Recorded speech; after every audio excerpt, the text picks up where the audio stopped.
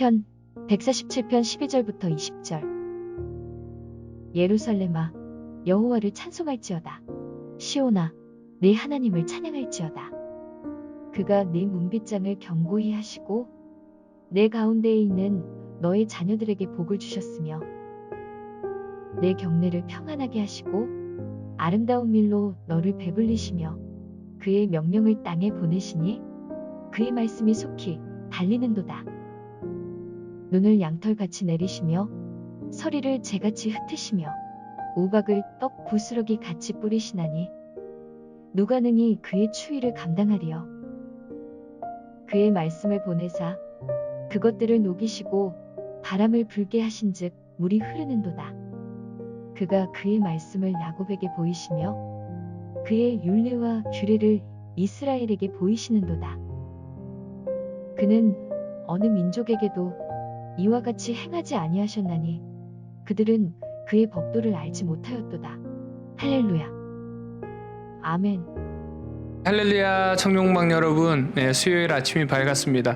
오늘은 장소를 조금 옮겨서 함께 나누어 보려고 합니다. 특별히 지금 여기 와 있는 이 장소는 우리 부회장으로 섬기고 있는 오휘택 군이 사업하고 있는 사무실입니다. 사실은 우리가 말씀이 우리의 삶 가운데 들어와야 되고 삶의 예배를 드려야 된다라고 이야기하는데, 우리 휘택 군이 일하고 있는 이곳에서 함께 말씀을 통해서 여러분들에게도 여러분들이 일하는 그곳에 말씀이 삶이 되는 귀한 시간들이 되기를 소망합니다.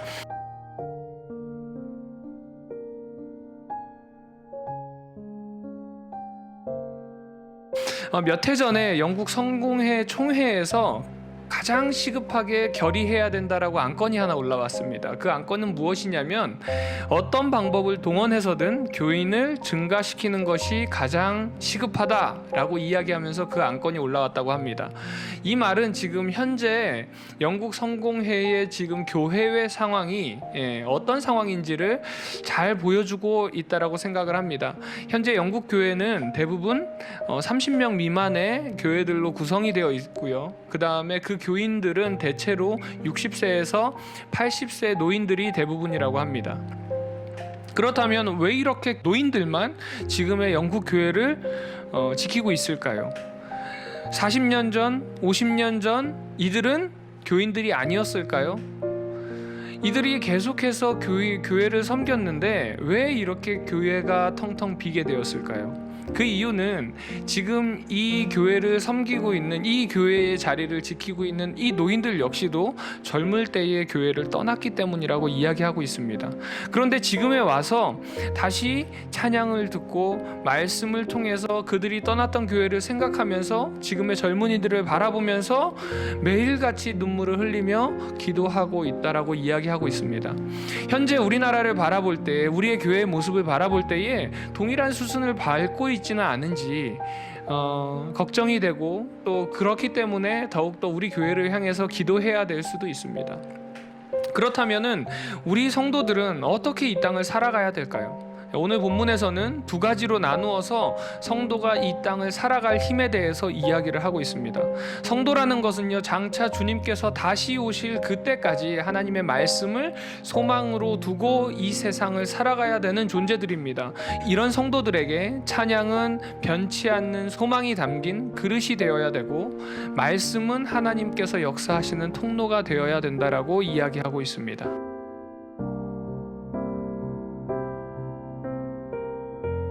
저자는 12절에서 14절을 통해서 성도의 찬양을 고백하고 있습니다.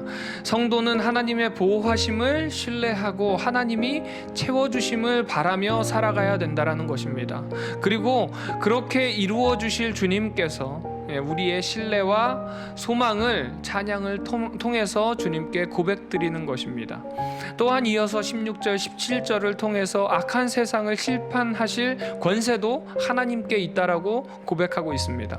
그렇기 때문에 우리는 세상에 소망을 두고 살아가는 것이 얼마나 어리석은지를 깨달아야 됩니다. 우리의 찬양은 하나님께 소망을 두는 우리의 고백이라는 것입니다.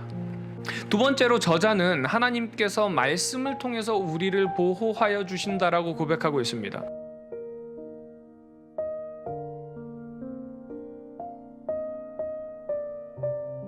특히 15절 말씀을 보면요, 하나님이 말씀을 땅에 보내시고 그 말씀이 속히 달린다라고 표현하고 있습니다. 이런 말씀의 의인화는 이 말씀을 듣는 지금 현재의 우리는 무슨 뜻인지 바로 깨닫게 됩니다. 바로 예수님을 떠올리고 있습니다. 태초부터 말씀이 계셨고 그 말씀이 이 땅에 오셔서 우리를 구원하기 위해서 물과 피를 쏟으시고 대신 죽음을 맞이하셨고 부활하셨습니다. 그렇기 때문에 우리에게 말씀을 통해서 충분한 도움을 제공해 주고 있다라는 것입니다. 또한 말씀을 통해서 하나님께서는 하나님의 그 심판의 진노를 피할 방법 역시도 알려주고 계십니다. 하지만 이 말씀은요, 모든 자들에게 주어졌지만 모든 자들이 이 특별한 은혜를 누리는 것은 아닙니다. 예수님을 모두 안다고 해서 모두가 예수님을 따라 살아가진 않습니다. 말씀에 관심조차 없는 사람들도 있습니다. 세상의 진정한 심판관이 누구시고 진정으로 우리를 구원하시는 분이 누구신지를 모른 채 살아가는 너무나도 많은 사람들이 있다라는 것입니다. 그것을 깨달은 것이 성도들만이 누릴 수 있는 특별한 은혜라는 것입니다. 이것이 바로 성도인 우리가 누릴 수 있는 은혜입니다. 하나님께 드리는 찬양은 성도의 소망을 담은 그릇이 되고 그 찬양은 하나님이 보내신 말씀이 역사하는 통로가 됩니다.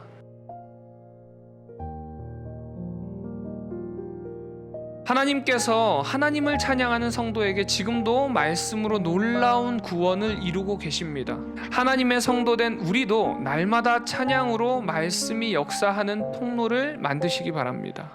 이 통로를 통해서 성도만이 누릴 수 있는 이 하나님의 은혜를 경험하게 될 것입니다.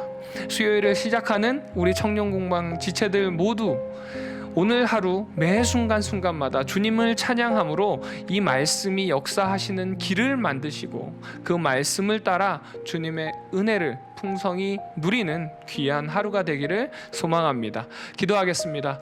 은혜가 충만하신 하나님 아버지 감사합니다. 이 시간 또 하나님의 말씀을 통해서 우리가 성도가 이 땅을 살아갈 수 있는 힘이 무엇인지 깨닫게 하여 주시고 주님께서 우리에게 허락하여 주신 그 은혜들을 고백하게 하여 주심에 주님 감사를 드립니다.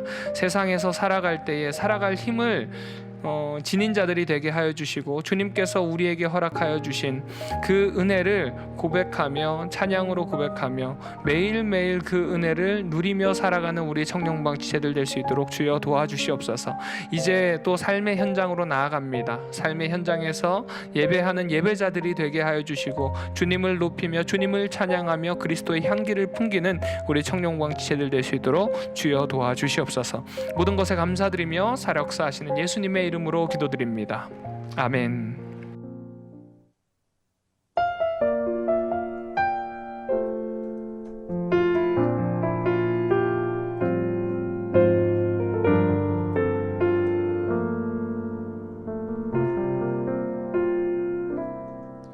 주가 보이신 생명의 길, 나 주님과 함께 상한 마음을 들이며 주님 앞에 나가네.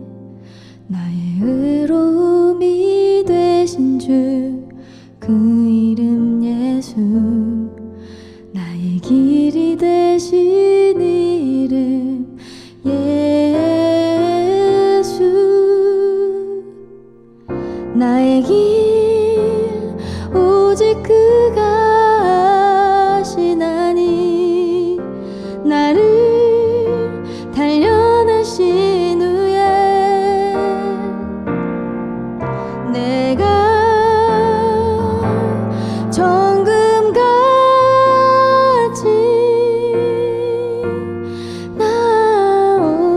나오리라. 주가 보이신 생명의 길, 나 주